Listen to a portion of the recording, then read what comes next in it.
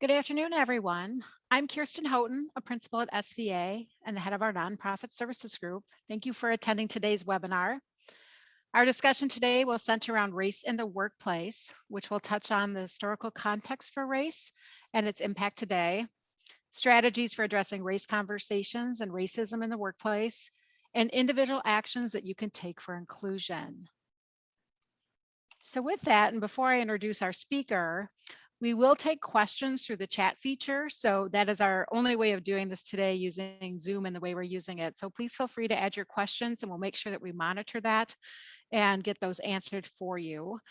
Later today, you'll receive a survey via email. And as always, for those of you who have attended before, please take the time to complete the survey. We're always looking for topics that you're interested in and also speaker ideas as well. We want to make sure we're meeting your needs. Just real briefly, our next webinar will be held on Thursday, June 24th. We are still working on a topic and speakers for that event, so that's why your survey feedback is so important. So at this time, I'd like to introduce Banu Palta-Hill. Banu is the Chief Diversity and Inclusion Officer at the University of Wisconsin-Madison at the Wisconsin School of Business. She works very closely with the Dean to guide a diversity, equity, and inclusion strategy. Banu is very accomplished and we're so delighted to have her here today. Her approach in this area is to combine academic research and lived experience to dissect diversity issues. She represented the Wisconsin School of Business in 2015 at the White House, as Wisconsin became one of the first business schools to commit to best practices for increasing business opportunities for women. Banu is also an award-winning person. She's won the UW-Madison Outstanding Women of Color Award, the Wisconsin Innovation Award, and the Wisconsin Alumni Association Leadership Award. And she has been a guest speaker at over 100 conferences and served as a consultant to over 24 corporations. So very experienced and knowledgeable about the topic, and I hope you enjoy it. I've heard Banu speak before, and I really got a lot out of her discussion. So with that, I will turn our hour of discussion over to Banu. Thank you, Kirsten. And thank you everyone for joining us today. I'm delighted to have an hour to spend with you. And I hope that there will be some tangible takeaways from our discussion. And as Kirsten mentioned, I encourage you to please use the chat feature to write in any questions or comments that you have. So as we begin our session, I want to make sure that we have some shared definitions and shared understanding of what race is and what racism is, because these are words that are used a lot in various contexts, but they've taken on some political meanings that we may not even be knowing that we are sort of affiliating it with the social and political constructions. So race in itself actually is a socially constructed concept. It's a socially constructed way of identifying people based on physical characteristics. So defined by markers such as skin color, hair texture, eye shape, ancestry, identity performance, or even name. So those are all things that we affiliate as soon as we see or hear certain characteristics. We think of a person's race, which is united by a common history and cultural traits. But there is no biological basis for race. That doesn't mean it doesn't have consequences, that it's free of consequence. There are, there are tangible implications for race, but it really is something we have constructed socially and politically. It's not, there's not a certain gene that all Europeans share or all Indians share or Africans share. There's, in fact, it can be that my DNA, as an Indian woman, my DNA could be closer to somebody from Europe than from another person from India. So I really want us to understand that there's no biological basis for race. Um, and however, it's not free of consequence. And as far as racism, it is so although I'm telling you race isn't real in a biological sense, but racism is. And racism is really the tangible effects of race. So, which means that it's a conception that categorizes that one race is intrinsically superior or better than another. And we'll talk briefly about how that plays out and what it implications it has. So when we talk about race, there's a dichotomy of it. So it can either be invisible, and it often is, or it's hyper visible. So when I talk about invisible, I mean, we have good intentions when we say something like, I don't see people's race, I see people for people. So, but there are problems that come with that when we make it invisible. And there are also problems that come with hypervisibility, that we often see organizations say, oh, well, we have this percentage of African Americans of our workforce. We have this percent Asians. We have this percent people of Hispanic descent. So it becomes hyper visible, where it becomes tokenizing. So rather than paying attention to the person's talents and person's individual abilities and experiences, we start to tokenize them as a representative of their entire race. And the invisibility, what that does is that it ignores the consequences of being in a certain category. So for example, as an Indian woman, there are certain things people perceive or expect of me, right? So I'll tell you a little bit of background in terms of research. So research shows that within the first 30 seconds of meeting people, we make assessments about how intelligent they are, how competent they are, and how trustworthy they are. So think about that. In 30 seconds, we are assessing somebody's trustworthiness, competence, and their intelligence. And a large part of that, because the only information we have available is what is visible to the eye, and which color, gender, our features, how we're dressed, our height, our weight, all of those things play a part in that. So when we talk about being invisible, we say, oh, I don't see you as a brown woman. Well, it diminishes a key part of my experience of how I'm judged by others, right? Because when we make those assumptions, those assessments are being made at the below the awareness level. So we're not even conscious of making these assessments, but we get these feelings, right? We get a feeling of so-and-so, well, I don't know. I'd rather they weren't on my team. Something about them, they're just not a good fit. Or it can be the opposite. No, I know that, we have two very good candidates, but that person, there's just something about them. I think they'd be an amazing fit with our organization. And so by not acknowledging what it is that we're using as assessment tools and sort of making that unconscious conscious, we are negating the very factors that influence how they walk through life.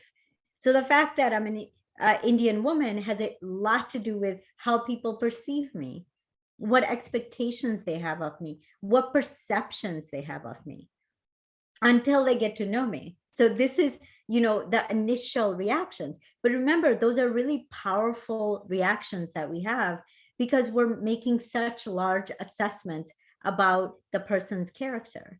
So that's the dichotomy of race, because although the first thing we notice about people is their race or color, we go to extremes. We either make it invisible or we make it hyper visible, because it's a sensitive topic.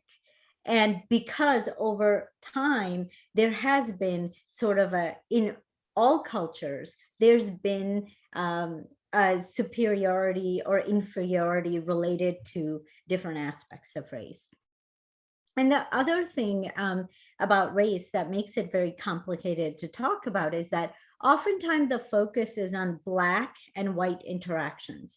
And it doesn't get at that intersectionality, the complexity of race. I mean, for example, there is no one singular Black experience, and there is no one singular white experience. And then there are a lot of people in between. So what happens is that oftentimes we'll attend a conference or a session where Asian experiences or Native American experiences are delegated to special forums. So we have race discussions, then we have kind of special forums for, Asian voices or something like that. And what happens is it often perpetuates that foreignness of those experiences. When we think about, for example, I have a colleague who is fourth or fifth generation Japanese American, and she still gets asked all the time that, where are you from? And when she says, oh, I'm from California, she gets asked, well, no, really, like originally, where are you from? Now that there's a genuine curiosity in that. There's nothing wrong with asking somebody a question and engaging with them. We all like to talk about ourselves. However, it's that assumption. So rather than asking, what's your heritage? We are making an assumption that she's not from here. And there's a big difference in how we communicate and the words we use, in how we make the person feel otherized, meaning you aren't American, you aren't a part of, this society, versus really that everybody has a different heritage. All Americans have different heritage. So it's that respecting that individual experience and individual identity. And like I said, the dichotomy of race is that it's not real, but it certainly has consequences. It certainly has tangible effects. And in the interesting thing about a racial sort of separation, the idea of, defining people by race, it's so ingrained in us as a society that multiracial people often consider themselves to be monoracial. In fact, I think it's a 2000 census survey that for the first time, there was a category of one or more races, or, multiracial, for people to self-describe their race. And what was interesting is that there was a lot of discussion that even Barack Obama picked only one race. He picked being African American as his race instead of multiracial. So we are sort of, as a society, inclined to look at people in a very monoracial manner. However, given the way our society is evolving, and especially in the US, how we're evolving, that's becoming more problematic, because I feel like I'm talking a lot at you. So I want to ask you, what percentage of millennials do you think consider themselves to be multiracial? I don't know. Thank you. 50%. Yes, actually, that's right on the money. Thank you, Gretchen. Yeah, it's about 50% of millennials identify themselves as multiracial. So we have to get out of this monoracial, identifying ourselves in that monoracial manner, because it has different consequences, right? Different perceptions that are related to when we're making that 30-second assessment about people. It has real implications about who we think is competent, who we think is trustworthy, and who we think is intelligent. Okay, so let's look at, So when we examine this idea of one race being superior to another, it actually goes back 5,000 years. Slavery was the pre-formation of racism. And so we know that in ancient Egypt, there was slavery. We know as civilizations advanced around the world, especially older civilizations like India and Japan, people were categorized into social classes. And so it was a division of labor, and it often correlated with color. That's what research has seen, that over time, there's been a correlation of darker skinned people in general as being seen as lower status. And so, for example, in India and Japan formed caste systems. And India, I mean, to this day, even though legally people have equal rights, in practice, day to day, socially, it is a very, very segregated system. And so those implications are also true in our country. When we look at the history of our country, Africans were brought as slaves to the Americas, and they were instrumental in the building the economic structure of the country. And that whole idea, and by the way, I want to mention that, I really believe that we have to look at history not to shame or make people feel bad, but really to look at history as a way to understand why we are where we are, and to understand, where we've been, where we are now, and where we're going, so that we can actually be deliberate about the kind of society we want to live in. So with this, um, let me go to, let me share actually with some of the history that there are, sorry, there were some noises, and so it was distracting. All right, I'm back. When we look at the history of Wall Street, for example, we see that Wall Street was actually built by slaves to keep a Dutch settlement safe from indigenous people. And then just 2 blocks away was the New York Stock Exchange, where slaves were traded as stock. And some of the insurance industry and some of the big banks got their start, like JP Morgan Chase, New York Life. A lot of institutions got their start during this time, because there was a lot of lending that happened to bring more people, slaves from Africa to the US, by funding expeditions. And then the current slaves were held as collateral.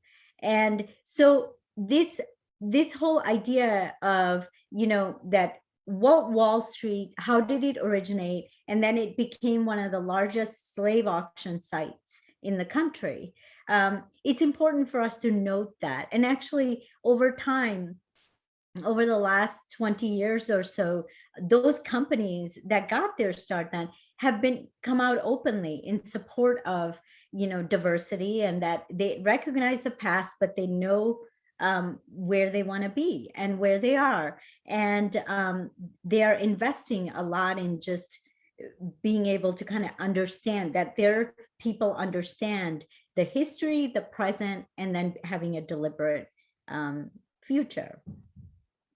And so when we think about race or racism, it's a man-made strategy or a person-made strategy for treating some people better than others. I mean, the Holocaust is another example of it, right? It's a way to justify why some people are better than others. And so when we talk about systemic racism, I mean, especially given our political and social climate right now, we hear these words a lot. It has to do with, it's about a form of racism, or that form of, inequity, that's embedded as normal everyday practice within an organization or in society at large. So because of the history we had, right? And over time, things became a little better and a little better. However, there were some practices that were really made and for more the dominant culture or the people who are in power positions, and which is intuitive, right? If the people who are, if I'm in charge and I have the power, I'm going to make policies according to what's is informed by my perspective and my lived experience. It's not necessarily going to take into account how you might experience these policies and procedures. So what it did is that it causes a different level of access to goods and services and opportunities within the society. So I'll give you an example of, for example, the idea of who is American, who gets American citizenship. So there's a Naturalization Act of 1790 that was kind of the basis of our immigration policy. And it wasn't revised until the 50s, actually. And until then, it had the words that you must be free and white to become a US citizen. So a lot of European immigrants over the 200 years as they came, they were able to become US citizens. Now, in the 1920s, there was a Japanese businessman who had lived in the US for 2 decades and spoke fluent English. He actually filed a lawsuit and said, asking for citizenship, and he went to the Supreme Court. And his argument was that, I speak English. My skin is as white as the person, my European counterparts. I'm a Christian because that mattered at that time, and that I believe in the American ideals, and I've lived here for 2 decades and contributed to society here, and I want to be a naturalized citizen. And his appeal was denied, and the Supreme Court denied it on the basis of, well, that scientifically you belong to the Mongolian race, therefore you can't be granted, you're not part of the Caucasian race. Now, the following year, there was an Indian American who's a US Army veteran, fought on behalf of, in world wars, fought on behalf of the United States. And he applied just a year later. And he said, his argument was, of course, that Indians are technically, biologic or scientifically considered as part of the Caucasian race. And his appeal was denied because the explanation the Supreme Court gave is, you must be white as seen by the common eye. So you see that definition of race, it was used to sort of protect whatever it is that definition of American was at the time, or to protect status quo. And so when we talk about, is race a biological concept? No, because over time it has evolved in how we use it. And so over time, even after, the civil rights movement, and when we look at, legally, when there wasn't, that it wasn't legal to necessarily discriminate, what it did is it did prevent access to certain goods and services, educational systems and institutions. And so we see the effects of that to this day. So for example, here you can see the disparities between per capita income of Black and white Americans. And we see this in healthcare. We see this in a lot of different areas. I mean, we saw the disparities really come to light during COVID, right? Communities of color were disproportionately affected by COVID than white communities. And so it sort of helps explain where we are today and what are the issues sort of underlying this system. And then, as far as the corporate sector, I mean, we see that when we look at the level of progress or lack of progress we've made over time. Even when we look at gender equity, women only comprise very small portion of board members. And when we look at CEOs of Fortune 500 companies, it's amazing. I mean, there are very few women, very few people of color in senior leadership positions. And that has to do with sort of that cycle, right? And also it has to do with our, when we talk about lived experience, right? How we make assessments. I mean, interestingly, less than 15% of American men are over 6 feet tall. However, over 60% of Fortune 500 CEOs are over 6 feet tall. It tells us something about what we think leaders look like. And so when we talk about perceptions of people, like, does race play a role in how we perceive a person's competence? It certainly does. I mean, we can see it all over the place. That I always find the height thing a very interesting example, because somehow we have a mental model about what leaders look like, and height has nothing to do with one's potential as a leader. And inversely, actually, there's been a lot of studies done what influences women in their careers, and it's not height, it's weight. It has an impact on perceptions of intelligence, competence, and trustworthiness.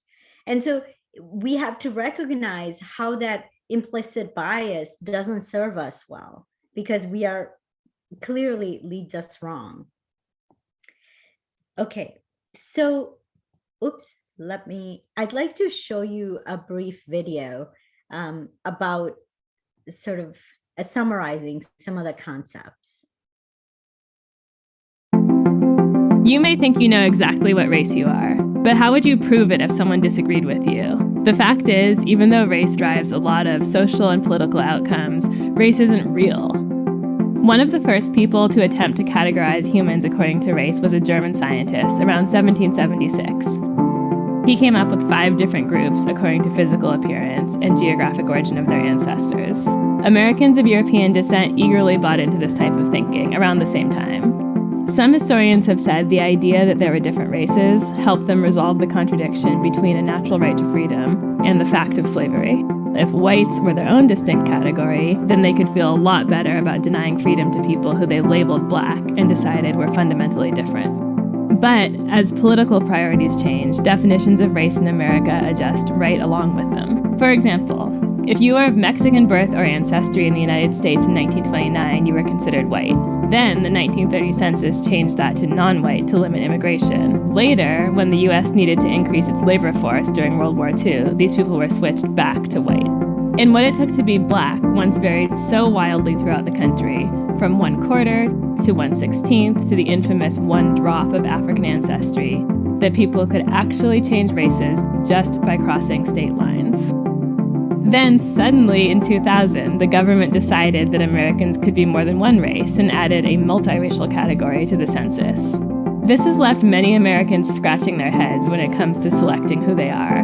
As many as 6.2% of census respondents selected some other race in a 2010 survey.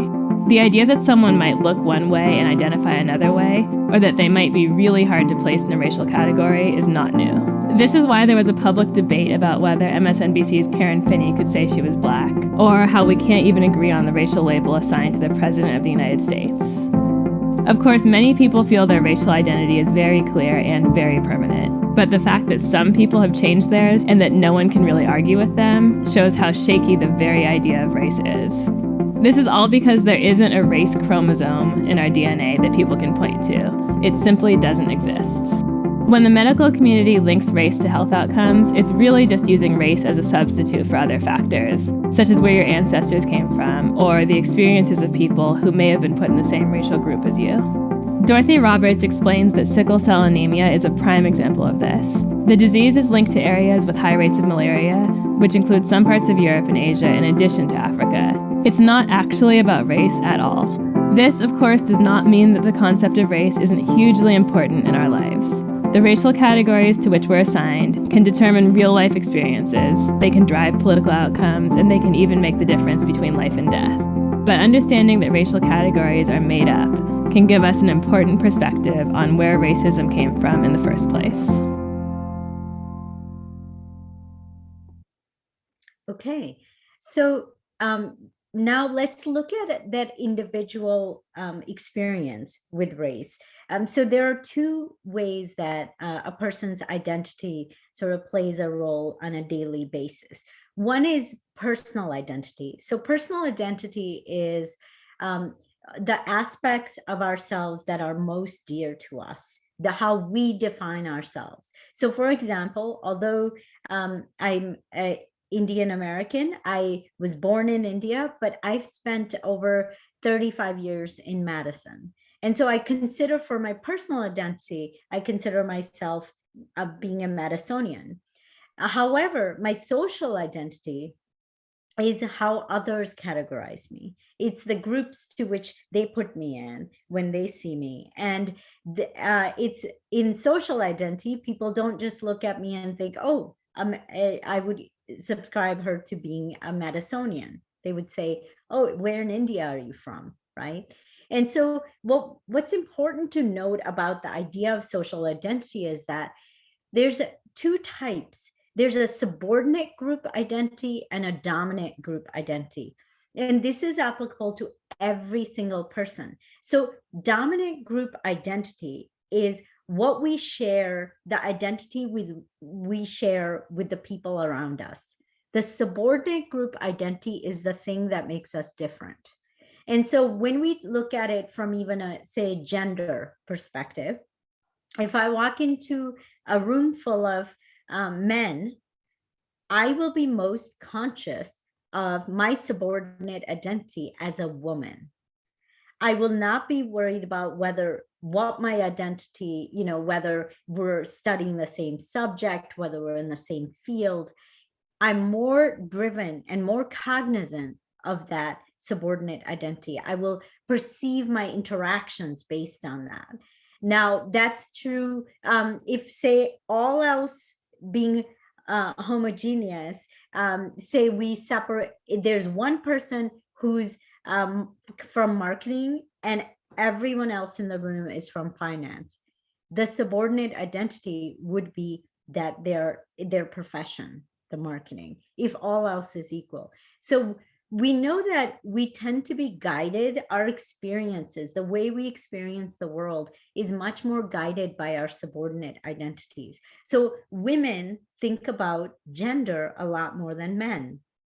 And people of color tend to think a lot more about race than whites.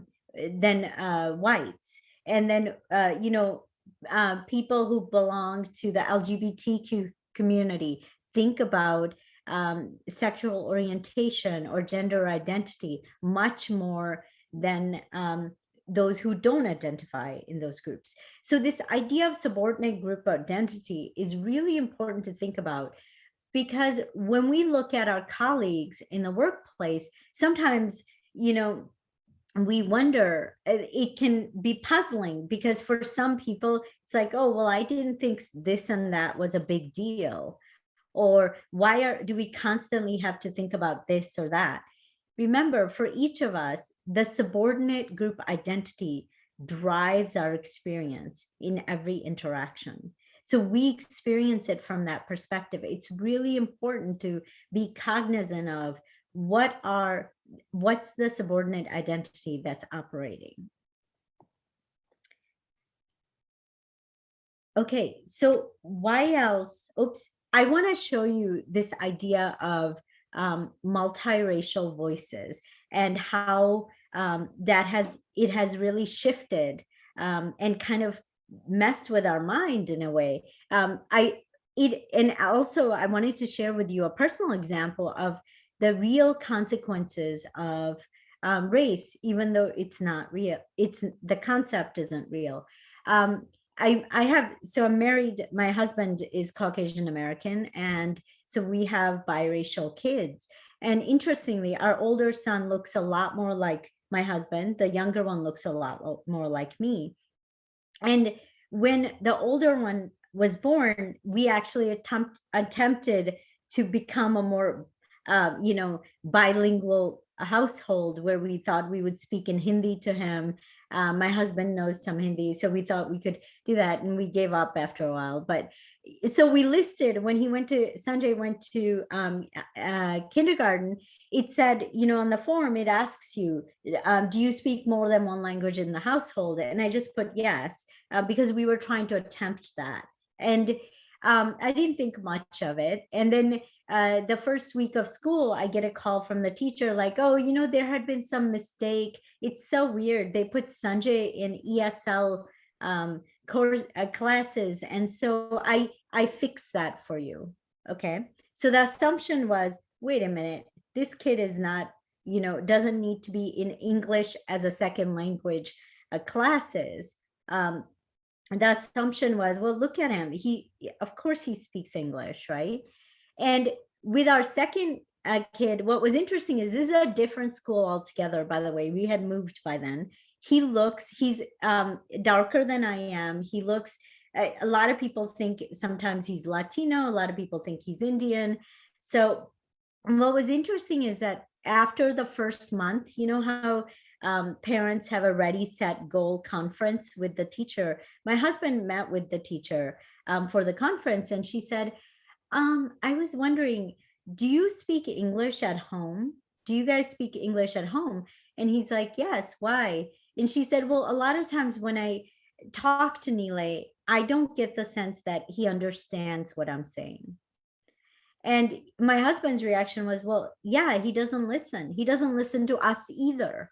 You know, so her assumption was that, oh, this kid must not speak English. And she waited a whole month to share that observation, right? Rather than thinking, well, it's a behavior thing that the kid is just not listening. And so that assumption we make about what the abilities of people are is really fascinating to watch. And we do this all the time. And there are studies, by the way, that prove this over and over. There was a study done at Berkeley where they had a resume of a Black man, and they, all the qualifications, and they asked participants to rate what the intelligence level, trustworthy level, and competence of this person is. Then they darkened his shade 4 times and then lightened the shade 4 times. And they looked at every single picture with all else remaining equal.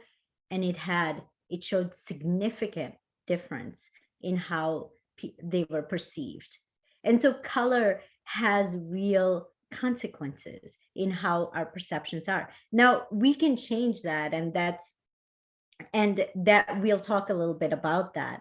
And so we're not kind of stuck in that, but left to our own devices, unless we engage consciously, we go through those judgments, because those are the messages. It's all based on whatever messages we're exposed to. It has to do with the neurotransmitters in our brain. So essentially every experience we have gets categorized in the brain. And the more experiences we have, the more diverse experiences we have, the more data we have to draw from. So that's when we talk about, the idea of, expand your mind, open your mind, have diverse experiences. It literally means it makes our brain grow because we're storing more data more information to pull from. Anyhow, let me share this with you.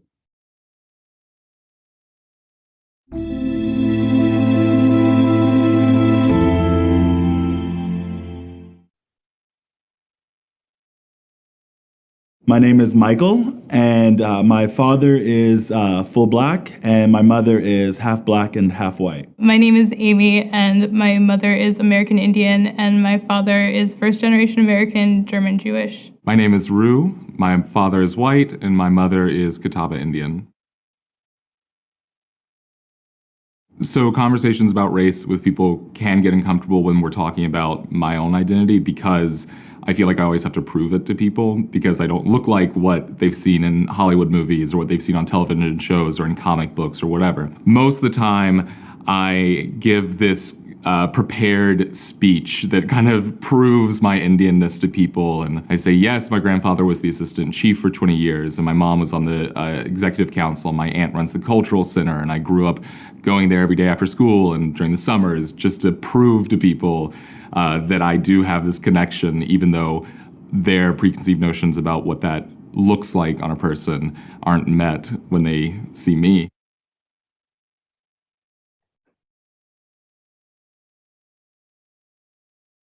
There was, in fact, a time when I didn't just identify as black. In fact, growing up, I really hung on to this idea that I was biracial. I hung into this idea that I had some sort of white identity. I remember wanting to dress a certain way because I wanted to embrace what I thought was sort of what could be sort of tied to being white identity. And it wasn't until college really that I made that switch from identifying as biracial to being black. Sometimes I identify as white because it's easy. It's easier to identify as white to just explain myself, because sometimes I just get tired of explaining like who I am, and like, you know, sometimes I just don't care to.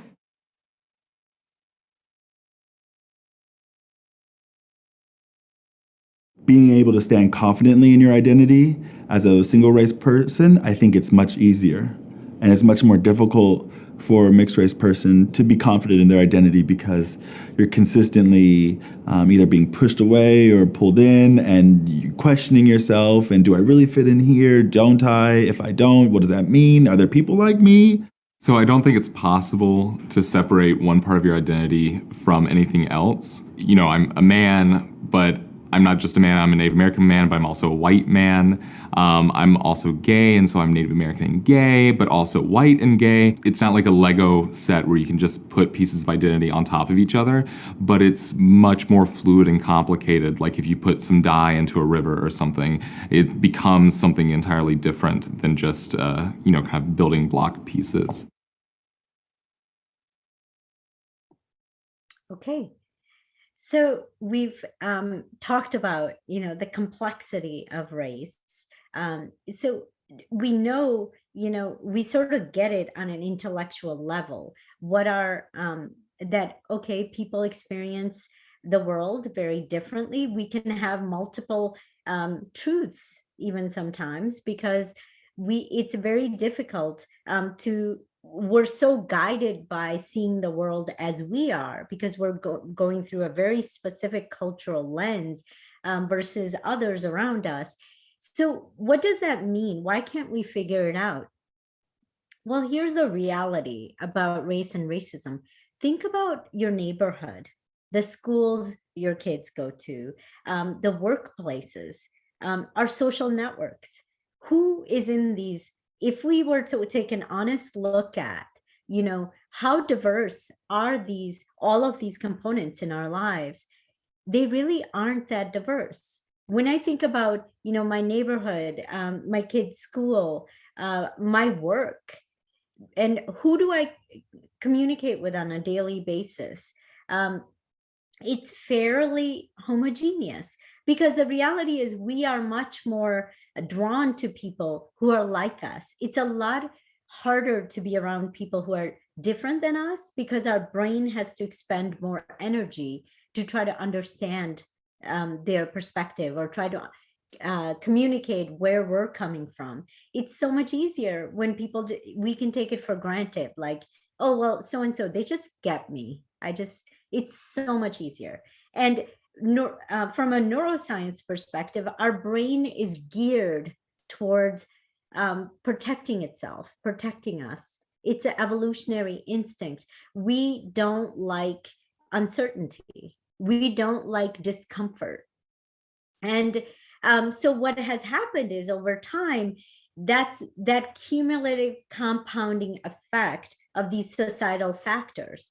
Not only do we have the history and the culture and what has happened over time, but then our interactions are limited. So it's very difficult to change systems when interactions are limited. So then we end up, what do? We end up making race into this either hyper visible, where we kind of just count heads to have diversity, but we don't worry about inclusion, or we make it invisible, where we don't really understand who our peers are, who our customers are, our suppliers are, because it's a very complex mechanism. So really, we have to look at it from an individual perspective. So for example, why is it that we don't talk about it?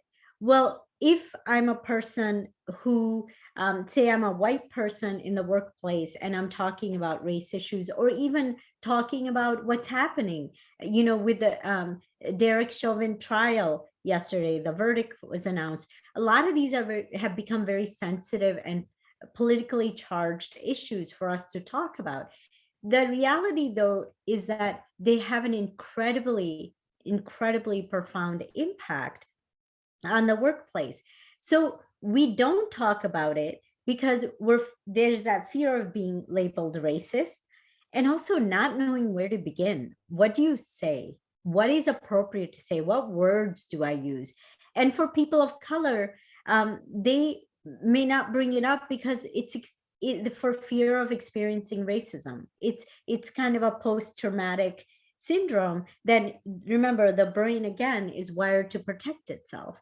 And so what we have to do is, in order to provide psychological safety for all people, people of color, for whites, for everybody who's a part of the organization, we have to have appropriate ways to talk about race at work, to demonstrate an authentic commitment to inclusion and diversity. It's not enough to have the really fancy language on our websites or in our brochures to talk about, to be able to understand why this matters. Why do we have to have conversations about race? And so I'm going to quickly skip over this one, and I can come back to it. I want to make sure within the time we have. So there's a professor at the Wharton School of Business, and she developed this, Stephanie Creary, she developed this framework. It's called a BRAVE framework. It basically says that build the intention, focus, and safety needed to have honest conversations about race. So in an organization, that say we have a team, the leader has to say, you know what, we're going to make mistakes. The reality is we don't have the words a lot of times to describe what it is we're thinking, we're feeling, especially when it comes to sensitive issues. And given that we're part of the same team, we are going to have some rules of engagement when talking about this. And one of those rules is we give benefit of the doubt. And we allow people to have honest conversations and share experiences.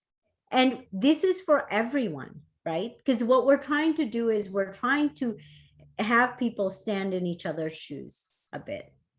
And so then respect the sensitivity of the topics, while at the same time challenging people to go beyond the superficial. Sadly, I think, especially in Madison, we're kind of notorious for this. We know sort of the right things to say. We may not even understand what fully the implications are. And we'll say them because it's sort of the right thing to do. It's what's expected. It's what's politically correct. But then we don't take any action beyond that. We don't actually try to engage and understand. So it's really important to have that authentic discussion and to acknowledge these uncomfortable realities of past and present and of your own experiences. There might be experiences you have had that shape some of your subconscious sort of reactions. Because remember, implicit bias has an influence on how we behave toward people. So it translates our behavior, not even in what we say verbally, but our body language. So if we kind of outgroup people where we are like, something about them isn't just rubs me the wrong way, they will know that. I mean, we have physiological mechanisms with our neurons built into the system where we sense that. And what that does is it breaks down psychological safety. And the number one thing in order to have high performance and innovation in an organization is to have inclusion, where people feel that sense of belonging. And you can't have belonging without fundamental psychological safety. And then also validating the experiences, particularly of marginalized employees. In this case, we're talking about race, so I put racially marginalized employees, but of anyone really. I mean, if I'm the only woman in a meeting and I find myself constantly being talked over, it's really important for a colleague to step in and just say, wait, Binu was just saying that the same kind of a comment, or she just mentioned this idea. And those are the ways that we build the environments to have those authentic conversation. And that's actually an act of allyship. Those are the ways that we can really build relationships that are collaborative, that are trusting, is by lending some of our influence to others and enacting as an ally. And then emphasize organizations' prioritization of goals around equity. So remember, equity is not the same as equality. Equity has to do with meeting people where they're at. So the whole idea of inclusion is that you make people feel like they're an integral part of a team, while understanding their individual strengths and needs. And so what can we do individually? We can learn about history of race relations in the US.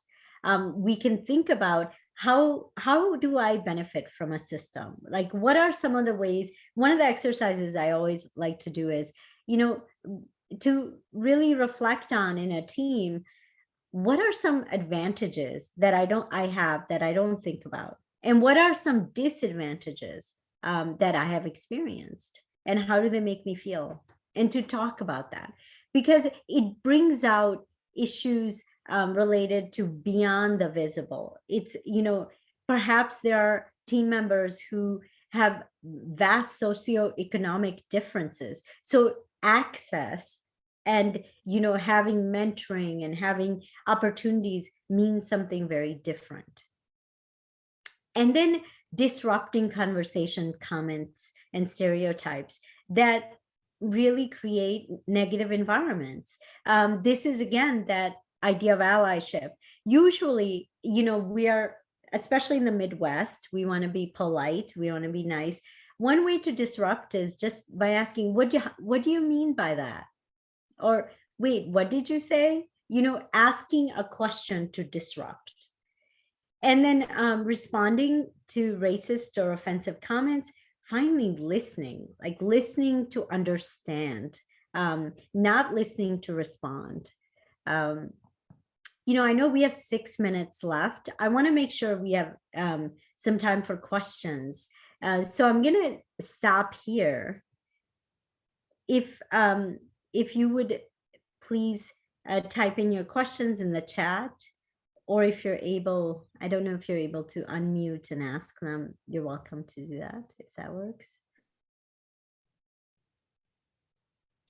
They can't unmute, Binu, just so Oh, everyone okay. knows. But yeah, feel free to enter questions in the chat if you have any.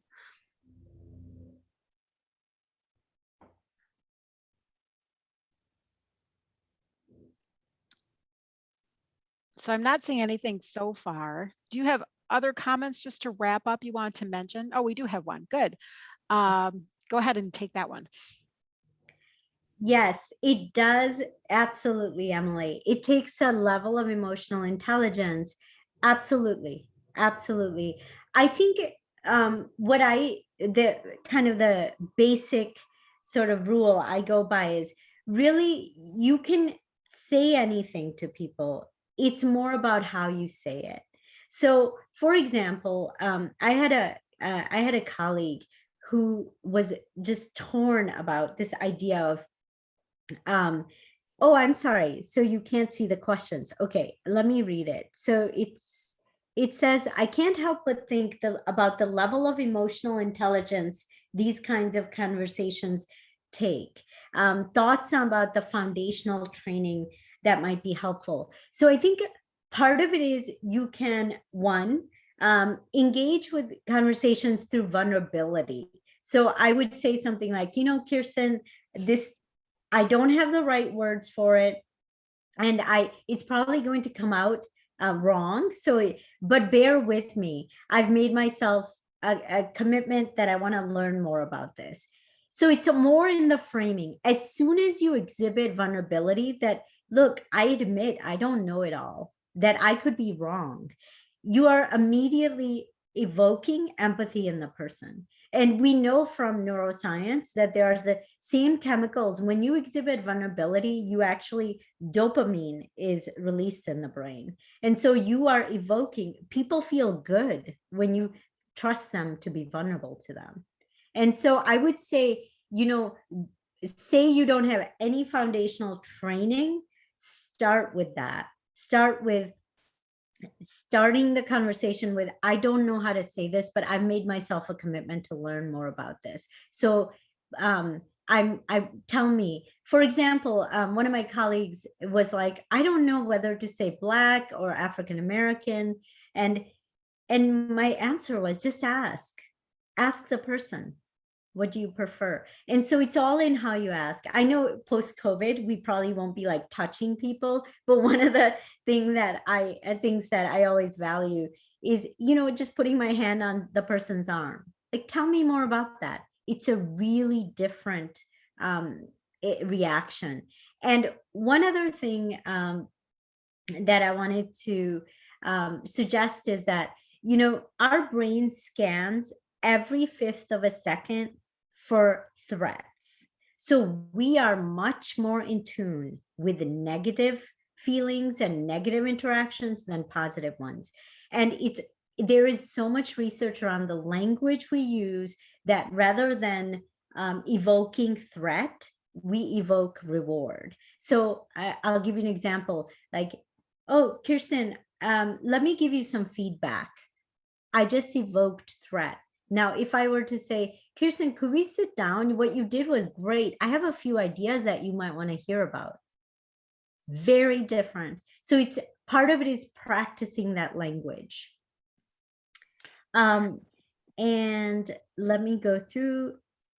And Shakila, yes, absolutely. I can talk with you after. And then Jennifer has, in the workplace, there are power structures that make it harder to comment or work together on race issues. Yes, there are. And I would say the biggest learning I've had about power structures, call them out. And so, for example, I do this a lot with my boss, and I say, well, I realize that you are in, you are in a power position. So having said that, here's my opinion from my vantage point.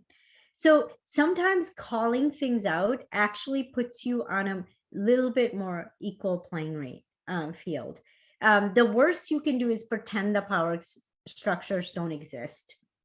But naming it, it's proven through research, naming anything, even emotions. Like, I can see that you're angry, it diffuses things. And when we talk about power, even in very hierarchical organizations, if you call out the power structure, that I realize we are in a hierarchy, and here's where I stand, and here's where you stand. It calls it out, and it actually puts you at a more level playing field.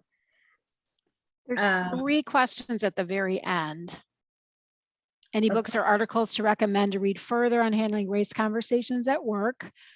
Do you have any advice when speaking with younger people, children, teens, and young adults? And what about DNA, that we all have the same mitochondrial DNA? So there are a lot of really good books. I would say some of the more, I'm a big fan of Thinking Fast, Thinking Slow by Daniel Kahneman, and anything by Daniel Kahneman. He's a psychologist who talks about this idea of how do we start to make more conscious, more logical decisions about people. How do we ensure that we're not making decisions that make that basically we're going with our instincts and going towards people who are like us, and rather really taking advantage of diversity. And Harvard Business Review also has a number of articles. As far as children, this is a really important one. I would say ask them. Like I ask my kids all the time, so what did you do? Who did you sit with? And my kids are used to calling people. For example, we're socialized not to talk about people and describe their color. So if I have 4 people coming towards me and I'm like, hey, and I'm trying to tell Kirsten, who do I mean? Instead of saying, if it's 4 men, 3 white, 1 black, instead of saying, oh, I'm talking about the black guy, I'll go about in roundabout ways that we use other factors to describe the person than their color. I would say, don't do that. Catch yourself. Because the only reason we would not use color is if we put the color, if we use it as if we put a judgment to it, right? Otherwise, it's a descriptor. Like I've heard my younger son with our neighbors a few summers ago, Josh asked him, he said, how come your feet are so white, but your face is so brown? Because he always wore socks. And he's like, I think it's because I'm mixed, and your different body parts can be different colors. And, these are very honest, true conversations. And I would say relearn to have those conversations. So the more you talk about it with kids, they become more empathetic. They become more, it's going to feel unnatural because our generation, we were taught it's rude to talk about these things. It's rude to talk about color. But actually, if you make it more explicit and you talk about it, it helps us address it. It helps us address the inequities. It makes the kids more conscious of, it makes the kids more conscious of what advantage they have versus some other kids, or vice versa. I realize there are other probably questions that you have, but I'm happy to answer them. You can get my email from Kirsten, and you've been great. Thank you. Yeah, so please reach out if you are interested in talking to Benu further. We can connect you, but I'd like to thank you for the conversation today. This was great. I think the videos too are a nice, helpful way to explain things, and I could tell from the comments that people enjoyed it as well. So thank you so much. Yeah, thank you for having me. Definitely. And for everyone, please fill out your surveys. And as I mentioned, our next event is in June. And feel free when you get an invitation to share with your colleagues and friends, as this is open to anyone working in the nonprofit sector. And we will hopefully see you in June. It'll be a webinar, but someday we may return to the Madison Club. So have a nice day, and we'll see you soon.